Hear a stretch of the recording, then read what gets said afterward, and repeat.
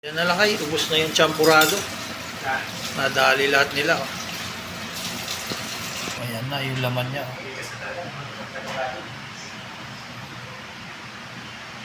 Ayan lakay, isang kaldero champurado. Ito na lang natira, dalawang mangkok na lang.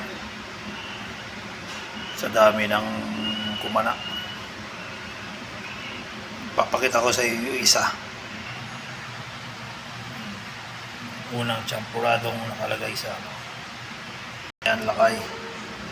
Yan ang champurado na ubos na. Paano pa kaya pag may tuyo ito? Mas mauubos pa siguro.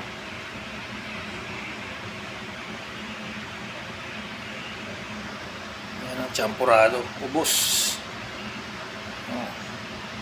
Champurado laman yan. Naubos lahat.